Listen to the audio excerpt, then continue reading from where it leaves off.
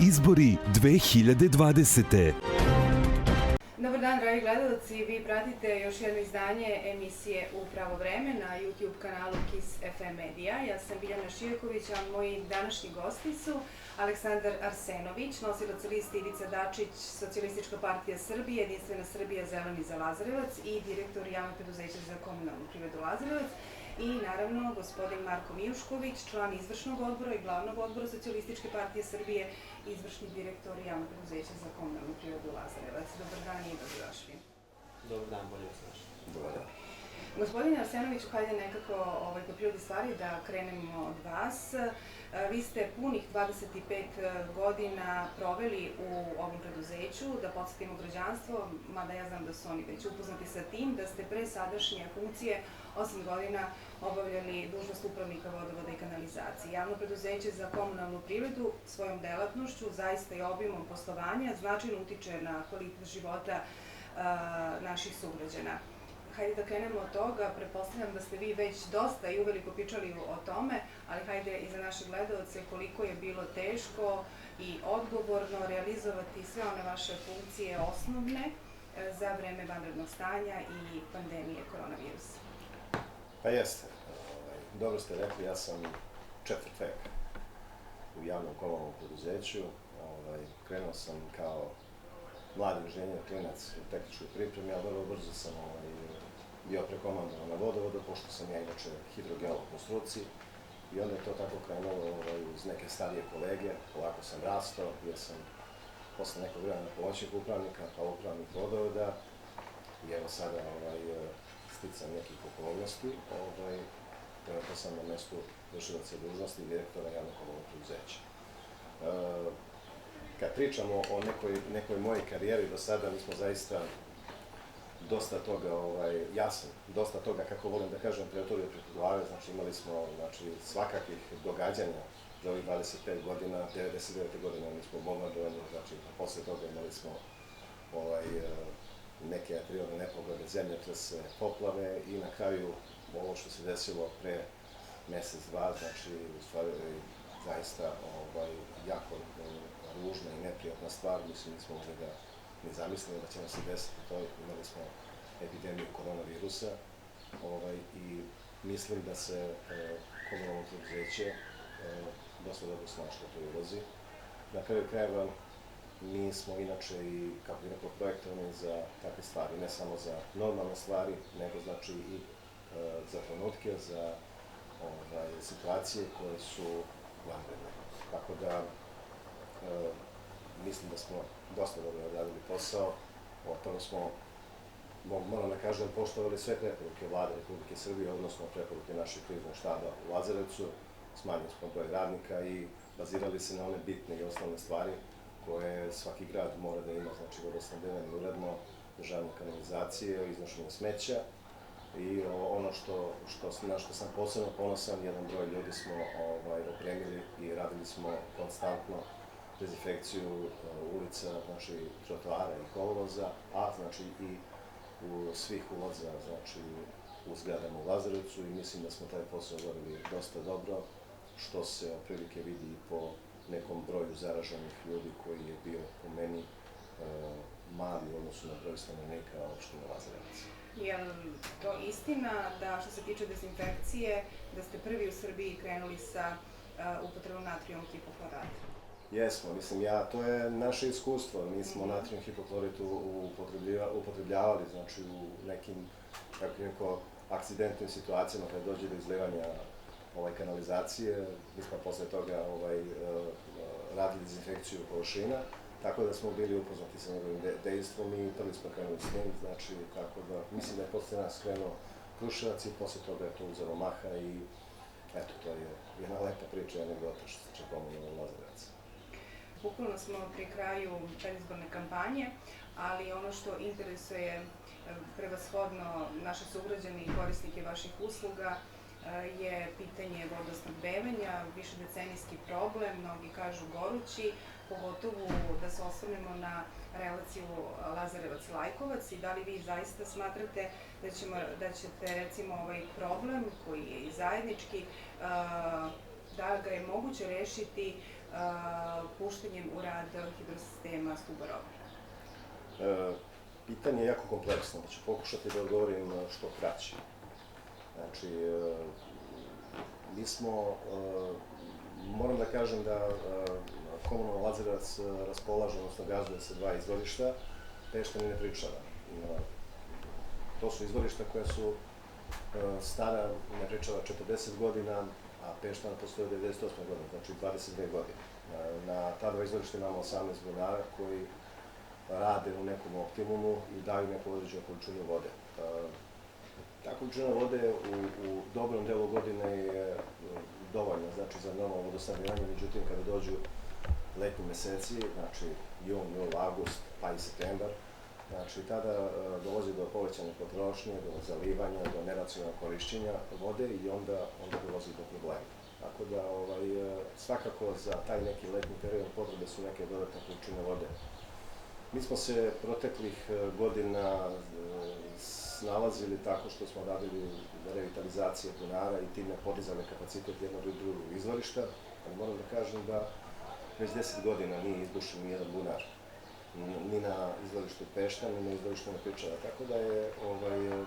ono što hoću da kažem da je jako bitno da se ponovo krene s tim. Zašto? Zato što Lazarevac i Leskovac su lepi gradovi koji nestojano se razvijaju. Znači, dolazi veliki broj ljudi da živi ovde, povećava se broj potrošača, povećava se broj priključaka, razvija se vodovodna mreža, a s druge strane ne razvijaju se izvorišta i nedostaju neke određene količine vode. Tako da zato je potrebna ta dodatna količina vode. Moram da kažem da zadnjih mesec i po dana imali smo dva vrlo važna i lepa sastanka koji je inicirao bukvalno predsednik. Poslao je svog, da tako kažem, izaslanika gospođe Jelenu Kojić i mi smo, kažem, održali dva sastanka dobra i napravili smo neke radne timove i krenuli smo da jako ozbiljno da se bavimo rešavanjem vodosnabdevanja u Lazarevcu i to na neki srednji rok, to je otprilike 4-5 godina i naravno i da se bavimo nekim, kako bih rekao, može se kaže trajnim rešenjem. Spomenuli ste Stuborovnik, baš su zato i inicirani ovi sastanci sa gospođom Kojić, pošto Stuborovni verovatno je priča koja neće sigurno živeti sigurno 10 godina, znači u tom periodu gradovi kao što su Lazarevac i Lajkovac moraju da žive i da funkcionišu, znači potrebne su neke dodatne količine vode. Već smo se mi u principu dogovorili i znamo da je potrebno izbušiti neke dodatne bunare i to će biti 4-5 bunara izbušeno na izvorištu Peštana. Radit će se odgovarajuće hidrogeološka istraživanja na izvorištu Nepričava kako bi se i tamo videlo u kom pravcu je potrebno da se razvije izvorište i da bi se i tu našle dodatne količine vode. Gospodine Mijuškoviću, kada govorimo o saradnji koja se u poslednje vreme intenzivirala na relaciji Lazarevac-Lajkovac, aludiram na gospodina Bogdanovića, na javno preduzeće Gradska čistoća Lajkovac, odnosi su zaista unapređeni, evidentiran je veliki gubitak na vodovodnoj mreži i sve to uslovilo dođe do nekih zajedničkih dobrih rezultata i observacija. Pa jeste, moram da istaknem da evo već više od godinu dana stvarno imamo izuzetnu saradnju sa Lajkovčanima, da su to stvarno, došli su na neki način i u našoj firmi i kod njih su došli novi ljudi na čelo firme, da tako kažem, mlađi ljudi sa nekim idejama i vizijama koje su, da tako kažem, slične i kod jednih i kod drugih, tako da je naša saradnja za sada izuzetno dobra, ne samo sa gospodinom Bogdanovićem kao direktorom, već i sa njihovim rukovodstvom opštine i stvarno idemo jednom uzlaznom putanjom u rešavanje tog problema. Ono što je svakako najbitnija stvar jeste da pored tog zajedništva koje postoji u saradnji oko rešavanja tog problema je bitno da se istakne da mi stvarno smo došli do kvalitetnih ideja, pre svega zahvaljujući gospodinu Arsenoviću koji je 25 godina tu i koji je postavljen na čelo javnog preduzeća i predložen od strane Socijalističke partije Srbije kao nestranačka ličnost jer smo imali u vidu želju da stvarno neke osnovne stvari u Lazarevcu moraju da se reše i time smo stavili stručnost ispred politike, a samim tim svojim radom koji je pokazao je i zaslužio mesto nosioca liste, tako da je to nešto stvarno što je za nas izuzetno bitno da kažemo, da su kod nas i u partiji i sada ono što predstavljamo u javnosti, jesu ljudi koji su svojim, da kažem, delima pokazali da zaslužuju to što jesu i gde jesu. Tako da se nadam da će se ta saradnja intenzivirati u budućem periodu, da ćemo zajednički uspeti da rešimo te probleme, jer kao što je rečeno, vodosistem Stuborovni je na dugom štapu, mi imamo ideje kako da se to reši, gospodin Arsenović i ja smo već obavili sastanke sa eminentnim geolozima koji su, da tako kažem, postavljeni od strane rukovodstva i ove države čak da vode ceo taj projekat, tako da se njihove ideje u potpunosti slažu sa idejama gospodina Arsenovića, pre svega jer je on čovjek iz struke kao hidrogeolog te konkretne predloge napravio i ja se nadam da ćemo ne samo u užem delu Lazarevca i Lajkovca, već naša ideja jeste da svako selo u Lazarevcu mora da dobije vodu. Postoje nekoliko mehanizama kako ćemo doći do toga, ali se nadamo da ćemo dobiti pre svega što je neophodno poverenje na izborima od strane građana i da ćemo narednih 4 godine moći da rešimo taj problem, jer sredstva su već opredeljena, sredstva su tu, samo čekaju da mi kvalitetnim idejama to i realizujemo. Koliko je realna priča ili zapravo projekat koji se odnosi na izgradnju fabrike za prečišćenje otpadnih voda, to je nešto što bi zaista u našem kraju bilo itekako potrebno? Naravno da to jeste realno, znači postoji tehnička dokumentacija iz modernih do nekog predavnog vremena i kamen temeljac i tako dalje. Znači, ali potrebno je još dosta toga. Konkretno, kanalizaciona mreža, odnosno kolektor, levi desni kolektor su u jako lošem stanju, tako da bi po mom skromnom mišljenju bilo potrebno prvo uraditi rekonstrukciju tih kolektora koji inače skupljaju svu vodu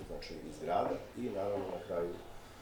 treba finiš da bude to postrojenje za predovotni for. Gospodine Mijuškoviću, recite mi, s obzirom da ste vi 4 godine proveli u Savetu za obrazovanje,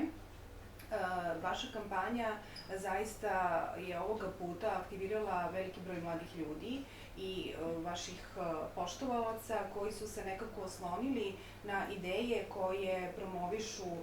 velika imena, eminentni, zaista eminentne ličnosti iz javnog života Srbije ovih dana ili u proteklih mesec dana su posetili Lazarevac, za koji opet socijalisti kažu da je tradicionalno predstavljeno uporište vaše stranke. Pa jeste, pre svega moram da istaknem da se nadam da ćemo mi sigurno napraviti najbolji rezultat od svih, da kažem, gradskih opština ovde u Lazarevcu, što se tiče Socijalističke partije Srbije, da smo ovoga puta napravili neke iskorake, da smo promešali na neki način karte, da je veliki broj mladih ljudi uključen u ovu kampanju i to su mladi ljudi koji su, da tako kažem, izuzetno obrazovani, sposobni, kvalitetni ljudi koji će sigurno u budućem periodu doprineti razvoju SPS-a, ne samo u Lazarevcu, nego i u Beogradu i na nivou cele Republike Srbije. Mi smo uspeli da time što sam, da tako kažemo, ja bio na čelu Saveta za obrazovanje u prethodne 4 godine, uradimo stvarno dosta, zahvaljujući pre svega rukovodstvu gradske opštine Lazarevac koja je imala sluha za te naše želje i zahteve koje smo upućivali, da smo po prvi put uspeli da pređemo tu, da tako kažem, zakonsku odredbu koja nam je onemogućavala davanje stipendija, obzirom da nismo lokalna samouprava, mi smo našli na neki način da smo zaobišli tu te, da kažem, zakonske norme i da smo uspeli da sve 4 godine obezbedimo studentske nagrade za najbolje studente na teritoriji opštine Lazarevac. Evo i ove godine, i pored ovih teškoća sa koronavirusom i smanjenjem budžeta od strane grada Beograda, mi smo uspeli da iznađemo sredstva, tako da će se i ove godine opet stipendije dati najboljim studentima. I to je stvarno nešto što je od strane svih tih ljudi u Lazarevcu, pre svega mlađih, naišlo na potpuno odobravanje i to je ono zbog čega oni i postaju deo našeg tima. Ono što oni vide kod nas jeste da su te neke ideje levice, ideje socijalne pravde, jednakosti i jednakih šansi za sve, pogotovo sad za vreme korone, pokazale da jedino jaka država u smislu i zdravstvenog sistema i svih tih ostalih sistema koji se oslanjaju na državotvornost i na aktivnost države u tom obliku mogu da obezbede sigurnost u teškim i kriznim vremenima. Vidimo da sve države, da tako kažem, istočnog nekadašnjih bloka su mnogo bolje prošle u ovom periodu koronavirusa nego te zapadne neoliberalne zemlje. Ono što je ova situacija pokazala jeste da je neoliberalizam kao takav potpuno mrtav, da o tome više uopšte ne treba pričati kao nečemu što će u budućnosti biti deo bilo kog poretka u bilo kojoj zemlji, da ono što po mom mišljenju, obzirom da se ja i lično bavim tom temom, manifesta modernog društvenog uređenja. Smatram da je jedan oblik društvenog uređenja koji sam ja nazvao tržišni socijalizam, nešto što je budućnost društvenog poretka ne samo u Srbiji nego svuda i u Evropi, da je ta mešavina određenog, kako bih rekao, kineskog i određenog evropskog modela društvenog uređenja nešto što je neophodno Srbiji sa jakim, da tako kažem, uticajem države na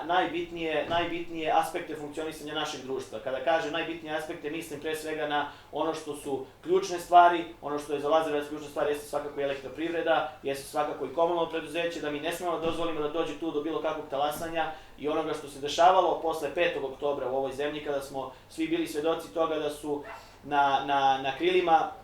lažnih obećanja petoktobaraca došlo je do uništavanja potpuno srpske privrede. Ono što nije učinjeno ni za vreme bombardovanja, učinjeno je posle 5. oktobra. Da su pljačkaške privatizacije uništile veliki broj ljudi, veliki broj fabrika, veliki broj radnih mesta i da je neophodan dug period da bi se to vratilo u život. Mi ono što možemo da ponudimo, ne samo na nivou lokalne, da kažem, liste, već i na nivou liste koja se odnosi na narodne poslanike, kandidate za narodne poslanike, jeste veliki broj mladih ljudi, novih ljudi. Evo samo da pomenem da je na 3. listu posle naših predsjednika Ivice Dačića i Dragana Markovića Palma na 3. mestu je devojka Dubravka Kralj koja je diplomirala, koja ima 26 godina i diplomirala na Pravnom fakultetu u Novom Sadu sa prosječnom ocenom 9,9. Tako da je to nešto što pokazuje kuda mi želimo da idemo i čemu težimo. Neophodno je da građani shvate, kao što sam napomenuo, da je vreme i era tog neoliberalizma prošlo, da je neophodno da shvate da jedino zdrav socijalizam koji uključuje svakako tržište i privredu i mi u našoj kampanji i za lokalne i za parlamentarne izbore podrazumevamo to da ćemo imati jaku privredu, da ćemo stvoriti i kroz razne oblike javno-privatnog partnerstva koje će na taj način moći da utiče na to da male firme i mala preduzeća uzmu aktivno učešće u saradnji sa lokalnim samoupravama u plasiranje tih svojih proizvoda kod naših jakih kompanija i tim uvezivanjem bismo došli do toga da ćemo stvoriti onako idilu u smislu postojanja nečega što je nekada kod nas postojalo, a to je srednja klasa koja počinje da se gubi i to je nešto što mi kao socijalisti ne smemo nikako da dozvolimo, a smatram da nijedan građanin u Srbiji neće dozvoliti da srednja klasa koja je stvarno ideal društva ne samo kod nas nego svuda i kao takva treba da postoji, da će dozvoliti da zamre. Gospodine Arsenoviću, ukoliko vam građani ukažu poverenje, šta ćete prvo da uradite i kako bi otprilike glasila poruka vašim biračima? Mislim, poruka biračima bila bi da prvo 21. juna izađu na izbore i ja volim da kažem da ja dosta stvari koje radim sa srcem, odnosno iz srca, tako da im savjetujem da poslušaju svoje srce i da zaokruže broj 2. Gospodine Mijuškoviću, s obzirom da je Socijalistička partija Srbije, kao što ste malo pre rekli, autentična levičarska partija, hoće li se, a već ste mi možda i odgovorili na ovo pitanje, kao i do sada, nastaviti vaša borba u duhu entuzijazma, u duhu 21. veka za socijalnu pravdu, za interes radnika, borba protiv socijalne nejednakosti i jednog znatnog osiromašenja stanovništva? Pa to neće biti samo borba. Ono do čega smo mi sada došli jeste da su ovo je period kada je neophodno da se uzmu poslednji koraci u borbi za to što ste sada pomenuli, jer već vreme nam ističe i ukoliko ljudi ne shvate da je neophodno da svi zajedno stanemo na kolosek borbe za jednake šanse za sve, da ćemo biti u velikom problemu. Sve ono što nam se događalo dugi niz godina pokazuje da su, da tako kažem, interesi stranih sila bili pre svega upereni na to da se što više oslabi privreda Srbije i do toga i jeste došlo u nekom periodu, kao što sam pomenuo, posle 5. oktobra, ali sada je neophodno da svi shvatimo, a što je korona i pokazala, da moramo biti jedinstveni u tome da je neophodno da se stvore sva prava za sve ljude, jednake šanse za sve ljude, besplatno zdravstvo za sve ljude, ono na čemu ja insistiram jeste besplatno školstvo, jeste u Lazarevcu otvaranje naučnog centra koji bi doprineo tome da veliki broj mladih ljudi, ne samo iz Lazarevca, nego i iz naše okoline i našeg okruženja, bude deo nečega što bi svakako predstavljalo jedan, kako bih rekao, centar koji bi bio na ne samo mapi Srbije, nego i na mapi Evrope, jer mi stvarno imamo toliki broj talenata u Lazarevcu da je neophodno da sve te talente iskoristimo. Sutra u Lazarevcu